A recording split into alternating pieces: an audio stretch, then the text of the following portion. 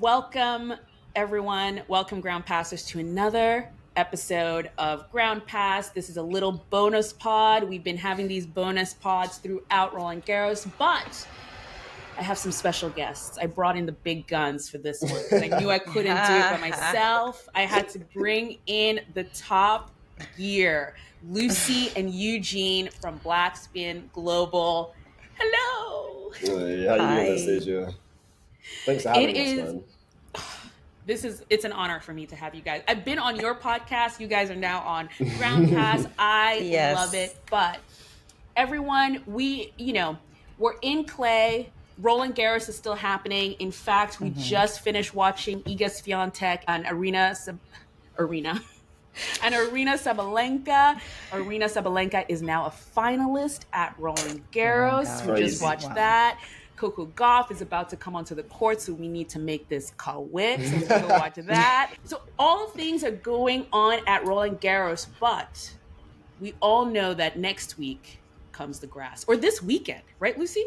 Yeah. Yeah, well, technically even started because Birmingham started this week, but yeah, grass season is here. It's our season, obviously UK people. So, you guys can talk about grass, whatever, but we're here. We're here. Well, that's why I reached out to you because I was like, I don't have. Funny enough, I'm probably going to my very first grass season tournament this year in the States. We do have only one. It's now the Newport Challenger that is going to be a mixed challenger. I think it's either the second week of Wimbledon or just right after Wimbledon. So I'm going to be going, Right. but I have no experience going to grass court tournaments. So That's going to be amazing because that's where the Hall of Fame, Tennis Hall of Fame is, isn't it? yes, That's it going is. to be I've incredible. never been. Wow.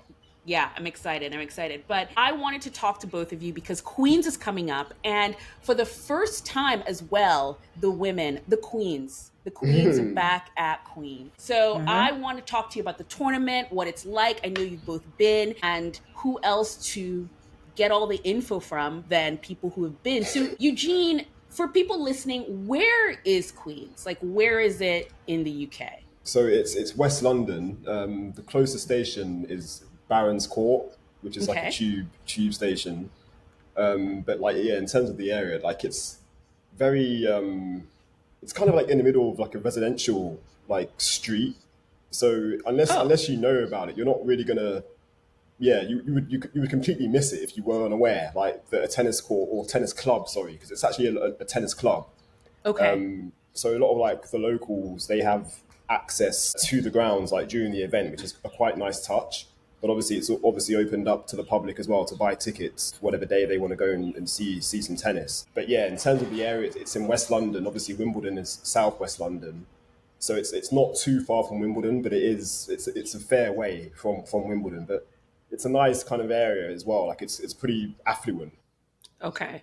Like you'll see like a lot of like well-to-do like locals, which I think like, London is pretty much that now, isn't it? So I was about to say, just say how it is. It's for the rich people. It's a rich people area. Okay. but no, it's a nice part of town, definitely. Okay. So, And but I you're would, saying you can just get on the tube and you're there yeah, if you're exactly. staying in London. From Barron's Court station, it's probably like a 3 minute walk, Lucy. Like it's not 2 minute far walk. Yeah. at all. It's very easy to Okay. get to. Okay. And so this is actually really fascinating because you're saying it's in the middle of the city and it's easy to miss. So is it small, Lucy? Like, is it like a small area? It is small, like it is pretty small, to be honest. Hence why sometimes that's why when I was explaining to people to try and go this year, I was always telling them get the center courts because the outside courts can get really, really like tight. And it might be harder for you to get a seat for you to watch matches. But yeah, it is quite small, to be fair. But it's still okay. Like, there's some space around and stuff. But like yeah, it's not as big as like some other tournaments like Eastbourne or even Birmingham. To be honest, 'cause I was there for the first time. It's definitely like the smallest. Like in terms of the space, definitely the smallest. But it's still, there's still a lot of courts. There's a lot of practice courts. You have the center court, you have the number one court, and you have some outside courts. But even in terms of like media, for instance, they're always like, yeah, it's so tight that only one person per organization can be on site at the same time. Wow.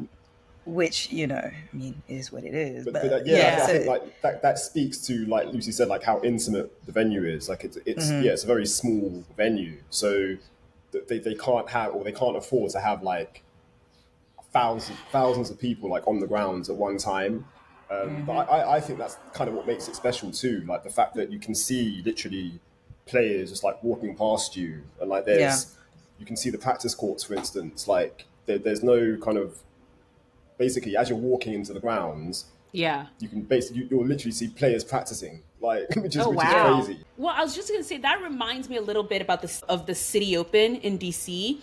The City Open is one of my favorite tournaments because it's in the middle of DC. It's in the middle of a city, but it's so small that Here you're we go. just. I mean, everyone's just walking around, and Yeah.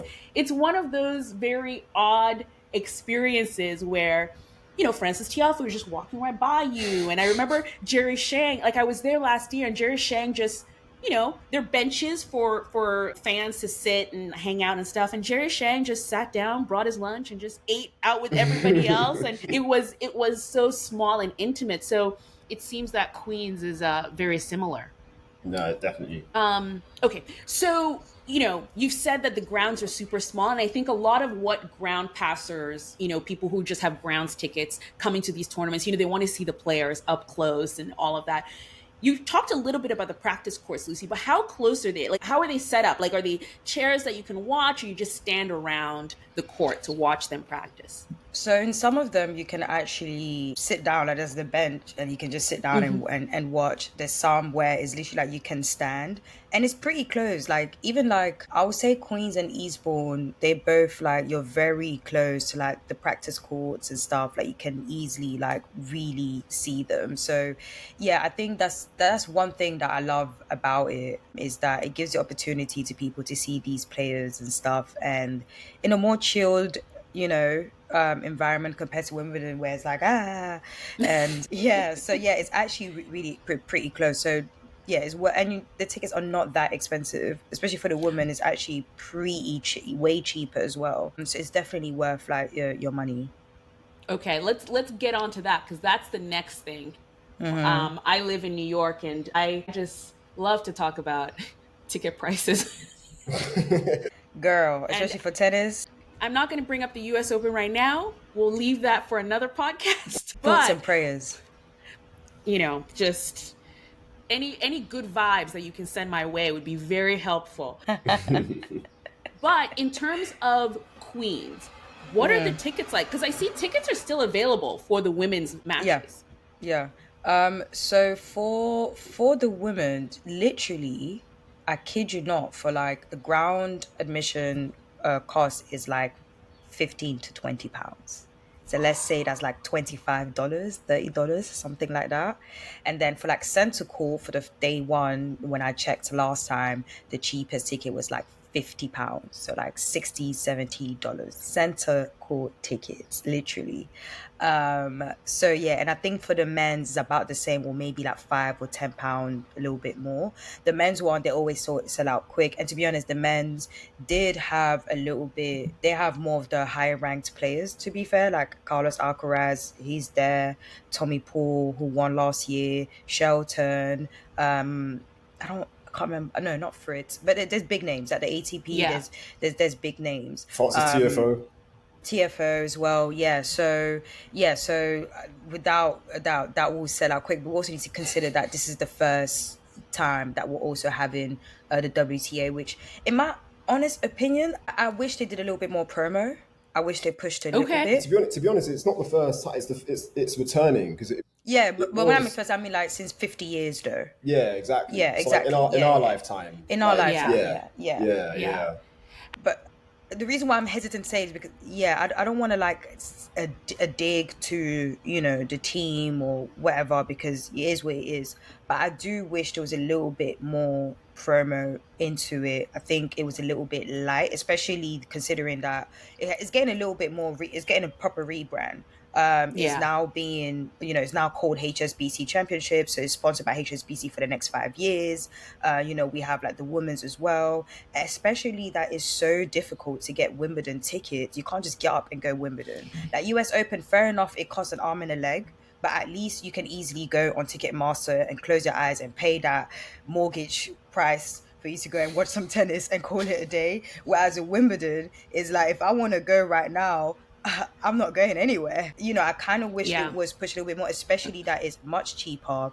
It's in London. It's so easy to get to, and you get to see some tennis as well. So yeah, I wish there was a little bit more promo, but we'll see. Maybe they wanted to keep it light since the first year, but we'll see anyways. Yeah. I love the idea of it being so accessible and cheap as well, because I think for us, especially at Grand Pass, and I know that's what you do as well on Black Spin Global, this is such a great sport. And I think people sometimes miss out on the greatness of the sport because they can't afford to go, or Yeah. the tournament is too far away. But everything you've told me so far is I can get on the tube, I can get to the courts really easily, and then I'm not paying an arm and a leg. I'm paying £20, 25, whatever it is. I mean, center court tickets for £50. I mean, I could fly to London, buy tickets to Queens, and it would be cheaper than US Open tickets. Okay, okay.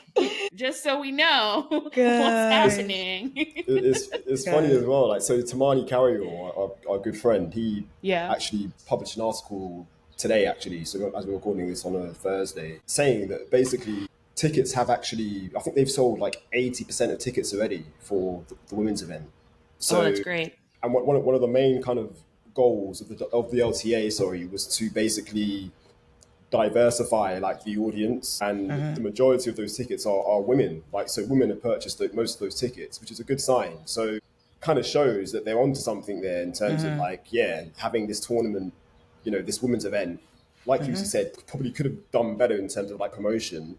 But I do also think that's also, you've got to take into account the fact that the grass court season is so short, Yeah. so that there's not much time to kind of, literally as soon as French Open finishes, it's straight into Queens. So it's like Yeah. there's not a lot of time in between. For sure. But that's kind of the fact for all grass events, really and truly. It's such a like small window compared to like the hard court season and the clay court season. So yeah, I think overall though, like this being the first year, it's quite exciting, and I'm looking forward to actually seeing and Yeah. experiencing it like for the first time. Yeah, yeah. And going back to the grounds a little bit, I think you've talked about how accessible it is and getting around. What is the vibe there as well? Because is there a lot of food and drink? Should you be bringing your own food or drink? What is the vibe? How much does that cost? Should I bring my own sandwich lunch? Tell me Honestly, more, Lucy. we can't talk because obviously we've never been, well, I've never been as a like paying member, paying like ground passer. Yeah, yeah. I've only been as media, so I Okay. don't know how much things cost in terms of food and stuff. Okay. But what I will say, and probably Lucy will kind of elaborate, that the clientele you see there, they are there for a good day out. So they Yeah. kind of, I think they come prepared knowing that I'm going to have to spend some money here in order to have a good time. And I'm not really sure if they're too concerned about like how pricey things are, because I can imagine things being quite pricey. Lucy, I don't know if you want to elaborate. Yeah, I to be fair, no, I thought the question was just gonna ask just like the vibe of like the environment, how it is. So I thought that's why I was making those faces, but I'll get to that later. But in terms of like the prices and stuff, to be fair, it's just your typical overcharging tournament thing. To be honest, in all honesty, because I remember one time I wanted Yeah. to get a bottle of water or something, and yeah, it did cost a little bit more. But the luck is with these tennis tournaments, you can bring your own stuff in terms of like food. So I always say it's worth bringing the food, but I always say enjoy the drinks there. You know me, I like drinks. Yeah. So Yeah. nice little pims, nice little champagne bottle, little cute, Yeah. cutesy. Yeah. No, I agree. I always say you Yeah. can bring your own food and whatever, but Eat well if you before go, you get there, and then Exactly. because that's what I did in Madrid. In Madrid, I did not eat anything there, but I drank. I did Very drink, sensible. but I especially ate well with all before I of got these, there. all these tournaments now that have their signature Exactly, cocktail, exactly. so you kind of want to Exactly. experience that as part Exactly. of the tournament. Every Yeah. tournament I go to now has a signature cocktail. They all saw the US Open and they're like, we want that money too. Yeah, Thank no, you. exactly. Yeah, exactly. But Lucy, I mean, I think it's good to know as well, like who are there? Is it an older crowd? Is it a younger crowd? Like, who's at these tournaments? Like, what should people expect when they go? Do we have to dress up? Do we have to wear hats? Like, what is the vibe? In terms of the fashion, it's actually mixed. You have the people who dress really nicely, and then you have you can see they're the proper tennis fans that came to just watch the players and the tennis, and they're very casual. You have the families, especially during the weekends, which is really nice. You see them bringing their kids and stuff, which I really love, and the kids are like very like excited and everything. So it is a bit of a mix of a crowd, but the vibe is very the rich people vibe. The shut up and clap. It's just Don't be tennis. making a It's a single tennis noise. crowd. Is yeah, but you see the no the Or a British tennis crowd, let's say. a Yeah, very I think British so. tennis crowd, Yeah. and extremely Yeah. like even way more than Wimbledon. Wimbledon, at least you get a little bit more vibe. Queens, I'm gonna be so honest. As much as I do, like the reason why I'm scared is that I don't want to turn people off if they ever like want to go. It's still worth going, but it's more of a Yeah. heads up. There are times, I'm not gonna lie, as a black woman, I am a little bit uncomfortable. I think out all of the tournaments that I've been to, in tennis tournaments in general, we can all agree here that when we go, we feel a little bit uncomfortable, Yeah, we right? stand out. We stand out. Yeah. Queens, however, when I'm there, I am 100% reminded that I am nothing but a black woman, okay? There is there.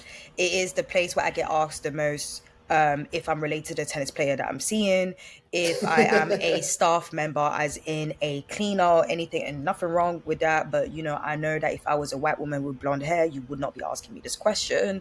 It's a little Yeah. like, or when like there's a long queue, and then obviously I don't need to queue, I'm media, and I'm walking in and people are looking at me like, girl, what are you doing here? And I have to flash in front of their foreheads that no, I am media, I'm here to do my work. So in Yeah. terms of the vibe, it can be a little bit like, yeah, rich people, quiet, blah, blah, blah. There's been times where, for instance, I've watched matches where I can see some of the crowds are getting upset with the younger crowds are trying to, bring in the energy. I never forget this was a Tiafo match, and there were some people looking at them like, oh, why are you making noise? And you can see that the guys are just excited and they're enjoying it. And Tiafo type of matches, especially when, he's playing really well, you're pumped up as well. Or like even as one time I was watching Giovanni and Shelton, and the kid was getting really, I think it was a French kid, and it's like they wanted to like tell the kid to like calm down. Actually, no, it wasn't Giovanni and Shelton. It was Giovanni and someone else, and I think even the player was annoyed at the kid and stuff for always cheering for Giovanni and stuff. So Yeah. yeah, if you go, just be prepared that the image that they give of Wimbledon, like, oh, Wimbledon is classy, and think, no, Wimbledon's actually more mixed than Queens. Queens is really Yeah. where you're seeing the rich white people that don't want you to be making too much noise, like they're here for club, like probably the club members who are like, this is a nice classy place. And yeah, but it goes back to Eugene's point. I think the LTA is trying to change that image a little bit. They Yeah. are trying, they want to diversify, they want young people to be coming in, they want people to come in. And that's why I was making those TikToks about the tournaments, and there were so many people saying, oh, I didn't know about this. A lot of people in the UK think that the only tennis tournament in London is actually Wimbledon, or even in the UK in general. So when I was making this Yeah. video talking about a tournament, like, oh my gosh, oh, Eastbourne looks like a vibe. Oh, I didn't know about Queens. Wait, that's in London. Like, oh. So yeah, the vibe, I'm not gonna lie, there are times where I literally tell Eugene, I'm not excited to go because I'm trying to enjoy the tennis, but I don't like the way that I don't feel comfortable at Queens sometimes. I'm gonna be very honest with you. But that's only for Yeah. Queens. Other tennis tournaments I can deal, but Queens is generally the only tournament where I feel a little bit uncomfortable. Yeah, and I love that you say that because, again, in general, we want younger people to get into the sport. That is the only way a sport survives and grows, is if the younger Exactly. generation can come in and find a place to be Yeah. in the sport.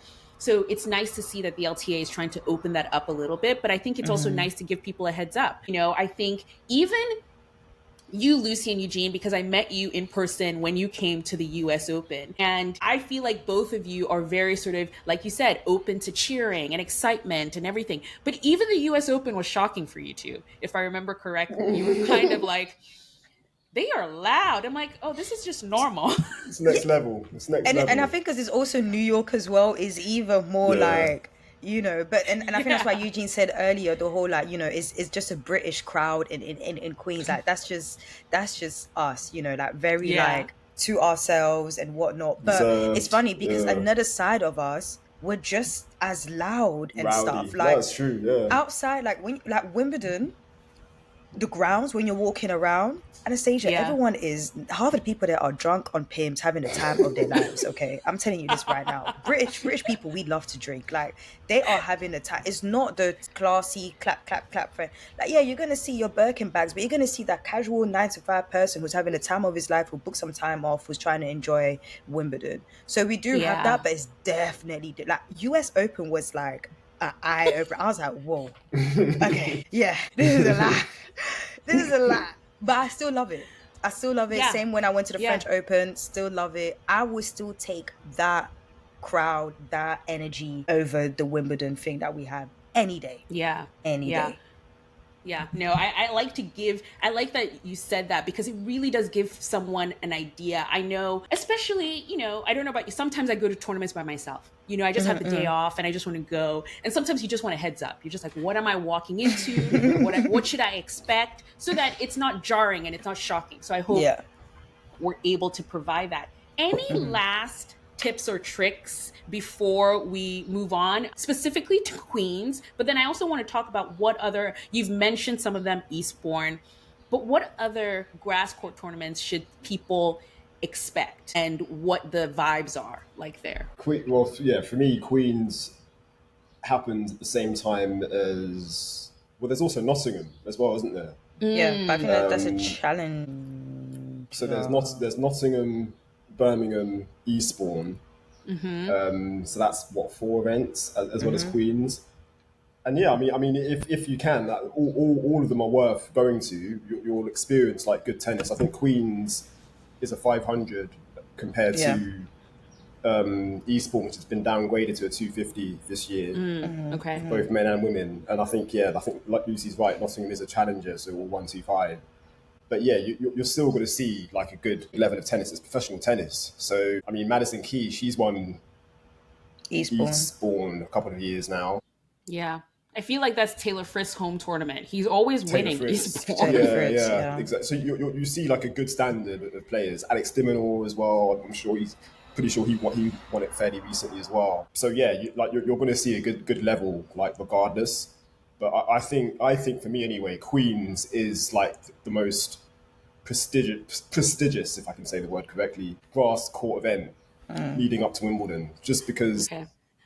yeah, for me it's a 500, but also I think the venue, it's quite a historic venue as well, and I think that kind of holds a lot of weight. Did they change the name? It's now the Andy Murray. Yeah, Andy so Murray, the yeah. main stadium. I'm not sure if that's going to be for the women, but for the men this year, I'm not. I think it's this year alone. Yeah, the main court's going to be called the Andy Murray Stadium, which is Aw. quite nice because he's won it like 5 times. I want to say. I think the most Got out it, of okay. anybody else. So Yeah. it's quite a nice touch. Okay. Yeah. Yeah. No, this has been great. It gets me excited. Like it seems like, because I think everyone gets disappointed when they don't get the ticket for Wimbledon and they're just like, Yeah. didn't get it, and then they feel like that's the only option till next year. But it seems like Queens is like, first of all, you can easily get the tickets. At least the women's I saw, you can still buy some tickets.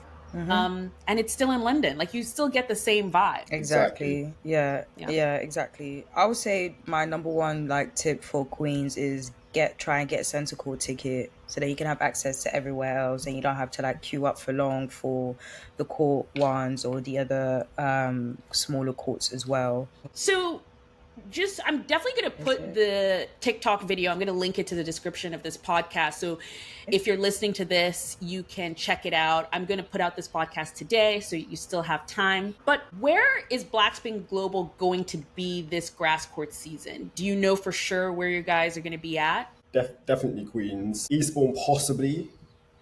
Lucy? Possibly. Depending on how it is, because for those who don't know, Eugene and I, we still work our 9 to 5, and I've accidentally become more and more important at work. So, it's becoming a little bit, Lucy, you accidentally did you trip and fall and become more important? Just bossing it's it. just that I try to make sure Just during bossing grass it. season is a little bit like, quite like in my other roles, it was a little bit easier. But with this role, I'm like, you know what? I don't know. But the things as well, it all depends on the players. Obviously, we mainly focus on the black players. So, and Eastbourne is not in London. So it's like we need to make sure, like every time I go to Eastbourne, for instance, I stay over for a night. I stay over Yeah, for the got to plan night, that. or I stay over like 2 nights, all depends. Although it's very easy to get to from London, it is long. Even Birmingham, when I went, I stayed Sunday evening and I came back to London on Monday. So yeah, it all depends. But either way, we will most likely be there. Queen's definitely, Eastbourne, it just depends. Because sometimes as well, you need to remember Eastbourne's the last tournament right before Wimbledon. So sometimes players do pull out at the last minute. And Yeah, Okay. because true. Eastbourne has Okay. also unfortunately downgraded, you might not get as many players or whatnot. So, but I would try my best to go because Eastbourne is actually my favorite out, aside from Wimbledon. It's my favorite grass tournament. I love the vibe there. It gives you Wimbledon vibe without actually Wimbledon. The crowd is much more friendlier and happier and chilled as well. It is much more senior crowd, to be fair, as well. So you see a lot more people, like, because the company that sponsors Eastbourne is actually like some retirement, some pension or retirement type of Okay. company type of thing. So maybe that's one of the things as well. And also the area, to be fair, there might not be as many young people, but it's very like family, like very, very, yeah, it's nice, especially when it's sunny, because it's more of like it's near like a coastal type of Yeah, it's a place, seaside town. near Yeah. the seaside. So Oh. it's really, really, really beautiful as well. I generally really love Eastbourne. And Eastbourne's, it holds a special place in my heart. Is where I interviewed Serena at a press conference where I asked her a question. Aw. So that will always have like a special place like in my heart. But even aside from that, the vibe is great. Like I always tell people, if you can make a day trip to Eastbourne, definitely go. Even if it's downgraded, I feel like it was still, I don't feel like it would change much, just play maybe the playlist, but it's worth like going. It's way more spacious. It's very nice when the weather is nice as well. So yeah. Okay. Okay. Wow, that's great. Now I want to go. So, I mean, this has been great. This is awesome. I got so many tips and tricks. And again, I'm just thinking, how much cheaper it'll be if I just got a flight to London and went to one of those tournaments instead of the US Open. Mm. But, just to wrap up real quick, because usually these episodes are kind of a wrap up of the past rounds of Roland Garros. So just really quick, maybe five or 10 minutes on it. What did you think of the quarterfinal rounds? Like, let's just start with the men first. We had Novak beating Zverev, and we had Tiafoe losing to Musetti. What was the other one? Sinner doing Sinner things against Bublik. And look, he met the Pope. There's nothing else we can do. To be fair, that was He. that was that was in that was in response to TFO Musetti. But anyway, Oh, really? Okay. Oh, I did. Okay. Okay. I did see Eugene had thoughts on this. I did see that. Who did Carlos Alcaraz play in? Oh, Tommy Paul. He like Well, he yeah. he he Yeah. kind of took him out apart, Tommy Paul. So with those four matches in general, what you expected, what you didn't expect, Eugene, do you have things to say? I'm still heated, honestly. Like, and I've got nothing against Lorenzo Musetti. He's a great Yeah. player. Like, Hmm. father Yeah. now as well. Great to watch. Top tenor. I Hmm. respect him, but Yeah. I'm sorry. Any kind of, like I said in the tweet, any kind of physical connection that's made or contact that's made with an official ball person, member of the crowd, like, and if it's done in anger or frustration, that should automatically be a default or disqualification. Like, there needs to be more consistency. Like, I got the year wrong, but I referenced the Novak Djokovic incident at the US Open. And someone else actually said, "Oh, Yeah. what about the doubles player last? I think it was last year or 2 years ago 2 years ago. That was from so sad. Japan." Yep. Yeah. Yeah. Like, so it's like, where's the consistency? And for me, I wish Tiafoe kind of made more of it as well, like during his press conference. And I kind of understand why he didn't. But then at the same time, like, I kind of, I don't know. Obviously, it wasn't going to change the result, unfortunately. But I don't think, yeah, I thought basically from that point, the match should have been over. And of course, it's not a nice way to kind of win a match or for a match to finish, but don't do the action in the first place. Like, so that decision wouldn't have to be made. And Yeah. then just on the other quarterfinals, I actually blogged Djokovic Zverev for work, and it was incredible watching Djokovic. He's playing some really good tennis, man. Considering Zverev is like obviously what 10 years younger than him, like well, it's not 10 years, sorry, it's eight. He's 8 or 10. a It's good a amount lot. of years younger. Yeah. Yeah. But Djokovic looked like the better athlete. He looked like obviously the more tactical, like astute as well. I think he played like 30 plus drop shots that just kept catching Wow. Zverev out, Crazy. which is something new. You don't really see that in Novak's game, but yeah, he looks really good. And I would not be surprised if he beats Yannick Sinner in that semi-final. I'm expecting Alcaraz to beat Musetti, but again, I think that could be close as well. So we'll see. Yeah, some really exciting semis that have been set up. And I kind of agree with you in terms of the altercation that happened. And for anyone listening who hasn't heard of it, basically what happened is a ball boy was throwing a ball to Musetti. And at this point, I think, was it in the third set? I It believe. was, Yeah. I want to say the third, yeah. Yeah, Yeah. and he was definitely at this point getting frustrated. He had just lost the second set. So in frustration, he wasn't able to pick up the ball with his racket, so he kicks it and it hits an umpire on the chest. Now, we've seen different things that have happened similarly on court where then the player is defaulted. Even think of Rublev yelling at that line. Like, it's something that gets you automatically defaulted in Exactly. some cases, it seems. And that's the biggest part for me, the inconsistency. They need to look at that, and there has to be a consistent rule. It's not, because what it seems like right now, it's up to the discretion of the umpire. Yeah. And it's something very similar actually happened last year at the Winston-Salem tournament, where Alex Mickelson was losing, got super frustrated, missiled, just hit this ball right into the crowd, hit a spectator like really hard, and everyone was like, okay, that's it, he's defaulted. Like, it was really bad. Yeah, But the spectator was like, no, I'm okay. So the umpire was like, okay, let's carry on. So it's like, which is it? If you hit and you hurt someone, but then the person's like, I'm fine, versus someone who's then not fine. Like, it just makes it too subjective, Yeah, I and think. that's the word, subjective, like Yeah. subjectivity. And like people saying, "Oh, like context is needed." I mean, I hear all of those arguments, but for me, I just want consistency, and I think most Yeah. people do. So Yeah. yeah, Yeah, for sure. On the women's side, I mean, we've already had one of the semifinals already, but just in the quarterfinal round, I think the biggest story really was this wild card, Lois Boisson beating Mira Andreeva. She beat Jessica Pegula in the round before, and just mostly focusing on the story of that win, and maybe because you're Brits, that's why I'm asking you this, but it's totally giving me Emma Raducanu vibes at the oh, US okay, Open. You know Yeah, what I yeah, yeah. mean? Yeah, it is, yeah. So I don't know what you guys have thought of her run, because almost very similar to Emma Raducanu, no one was talking about it until everyone was talking about it. yeah, Yeah, I mean, no, I think it's great, and it also shows to me, it shows the plus of having stuff like wild cards and stuff, because if she didn't get it, she wouldn't be where she is. I think it's such a great thing for her career financially as well. Like, she's good now. She's Yeah, good for the yeah, next she's couple good. of years.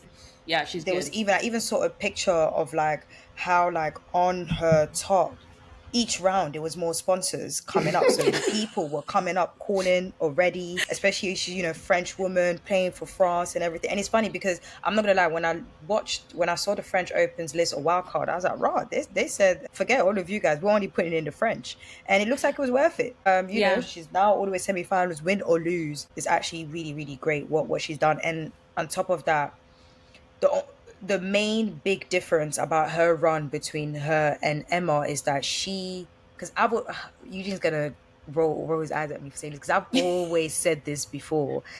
One thing that kind of not bothered, but the reason why I wasn't too about Emma's run, even though she won that slam, you can't take that away from her. She did what she had to from do. qualifying. And from qualifying, you see, he's already started. I haven't even finished. And from qualifying was the players that she had to beat. Oh I've God. always felt like, he rolled his eyes. You see what I mean? I've always said it.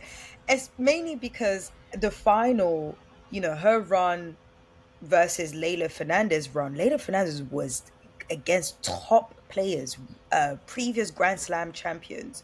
Whereas Yeah. for Emma, I just felt like, okay, I don't want to say she had an easier draw. She had an easy draw, but it wasn't anything near compared to what Leylah had to do. And you see Right. with Boisson, for example, it's the same thing. She had to beat top unformed players for her to get there, which is to me is I find I'm not saying like is like, oh, okay, what Emma did is nothing, but to me for Boisson, whether she wins or not this Grand Slam, is really impressive from Incredible Yeah. run. wild card getting there. I think was she not the finalist for the Saint Malo thingy as No, well, it was an challenger. ITF. It was an ITF event. Yeah, Oh, she okay, won cool. before coming in Okay, to yeah. So Roland and Garros. everything. So it's really it's nice to see. I love seeing these type of things, and with the WTA as well, because we don't get it as much because the girls are on form Yeah. consistency. Yeah, it's nice to I like the way WTA is going. Is that we had Andreeva had her shot a little bit as well. It's like, and then they were like, all right, okay, you can go back to the side now, and She's then still now coming. She's only Boisson 18. what's always it, but it's true. But I'm really happy for what I feel for Andriva. I think she just needs a little bit more time, and that's Yeah, it. no, of Like I Yeah. think people course. are forget. It's just the same way people put pressure on Coco and not realizing that she literally just turned 21, and they were acting like she was 32 and been in the career for like 55 years. Is the same thing that they're going to do with Andriva, which is not fair for her to get her titles and get to where she is. All she needs is just to mature. As she gets older, Yeah. she will get better to know how to handle everything. But with Boisson, Facts. it's nice to see. It's nice for the sport. I've said it so many times. I love when like there's a tournament and the player from that country is doing well. You saw Paolini in Rome, like Very it's just important. Yeah. exciting. Senna in Rome as well. Like it was so packed. Some people were standing. Like if you needed a staff during Rome Open that final, you wouldn't have found anyone. Everyone was there, the court Yeah. watching.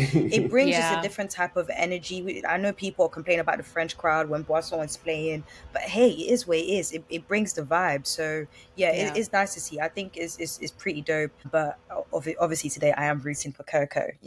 Well, she's also the French number one now as well. I think going in, like I I don't know know. where Isn't that she was like an crazy? infant, but now she's like the French number one, which is incredible. Crazy. And yeah, I thought Anastasia you were gonna say, oh, us being British. I thought you were gonna reference the Harriet Dart incident, which I'm glad you didn't. But she's also overtaken Harriet Dart in the rankings too, which I think is also quite ironic and funny. So I hope Harriet Dart is watching. Love the name Boisson. I think it's such a nice name. But Yeah. yeah, good luck, Coco, man.